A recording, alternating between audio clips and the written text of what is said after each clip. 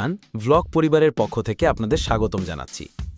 আজকের যাত্রায় ভেবেছিলাম রাইডের মজা আর সুস্বাদু বাফেট দুটোর স্বাদ একসাথে উপভোগ করব।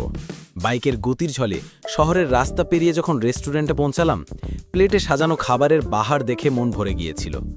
কিন্তু প্রথম কামড়েই স্বপ্ন ভেঙে গেল। খাবারের স্বাদ একদমই প্রত্যাশার মতো ছিল না। কিছু আইটেম ছিল ঠান্ডা, কিছুতে ছিল অদ্ভুত গন্ধ, আর কিছু একদমই খাওয়ার মতো নয়। মনে হচ্ছিল শুধু খাবারের সংখ্যা দিয়েই মন ভরানোর চেষ্টা, মানের দিকে কোনো খেয়ালই নেই। Buffet carnival, Dhanmondi.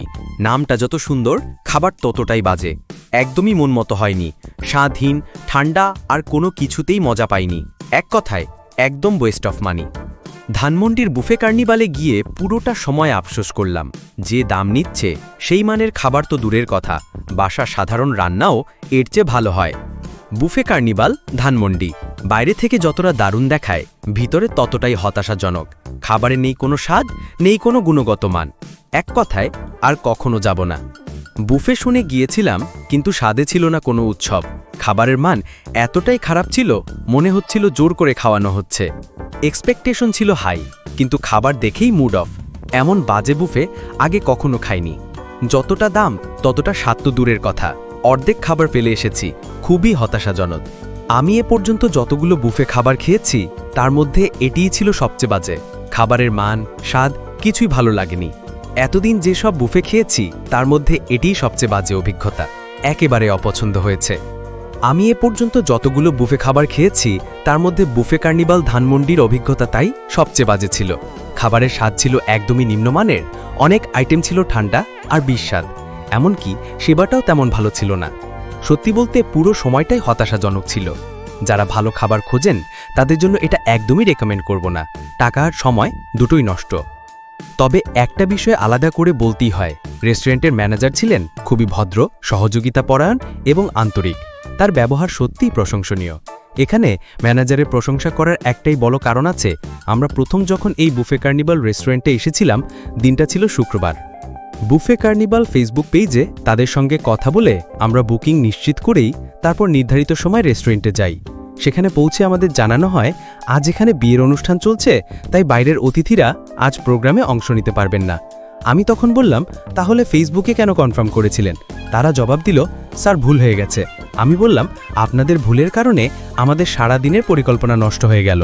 ঠিক তখনই এই ম্যানেজার সাহেব বিষয়টি বুঝে নিয়ে আমাদের জন্য বিকল্প ব্যবস্থা করেন, আমাদেরকে অন্য একটি বুফেতে খাওয়ার সুযোগ করে দেন। এমন পরিস্থিতিতে গ্রাহকের অসুবিধা দূর করার জন্য তার এই দ্রুত সিদ্ধান্ত আর আন্তরিকতাই তাকে প্রশংসার যোগ্য করে তুলেছে। তবে কিন্তু শুধুমাত্র ব্যবহারে তো আর পেট ভরে না। খাবারের মান উন্নত না হলে ভালো ব্যবহারও অনেক সময় বৃথা যায়।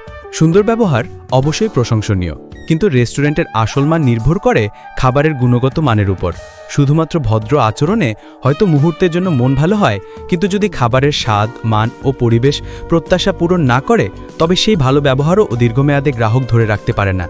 ব্যবহার আর খাবারের মান দুটোই সমানভাবে গুরুত্বপূর্ণ। ঠিক যেন একটি পদে মশলা আর উপকরণ, একটির অভাবে স্বাদ অসম্পূর্ণ হয়ে যায়। আমার ব্লগিং দেখে আমি কাউকে কোনো কিছু খেতে বা কোনো রেস্টুরেন্টেই যেতে বাধ্য করি না।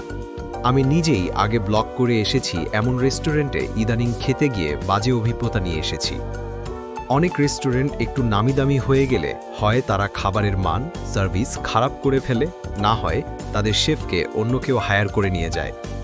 আমি একটা ব্লগ করে এসেছি তার অর্থ এই না যে সারা জীবন ওই রেস্টুরেন্টের খাবারের মান আর সার্ভিসের গ্যারান্টি দিচ্ছি। আমি শুধুমাত্র কোথায় কোন খাবার কিভাবে দিচ্ছে আর তা আমার কাছে ব্যক্তিগতভাবে কেমন লেগেছে তা নিয়ে ভিডিও করছি।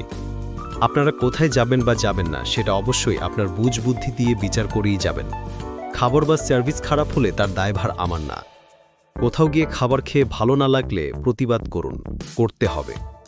আমার ব্লগিং দেখে আমি কাউকে কোনো কিছু খেতে বা কোনো রেস্টুরেন্টেই যেতে বাধ্য করি না। আমি নিজেই আগে ব্লগ করে এসেছি এমন রেস্টুরেন্টে ইদানিং খেতে গিয়ে বাজে অভিজ্ঞতা নিয়ে এসেছি।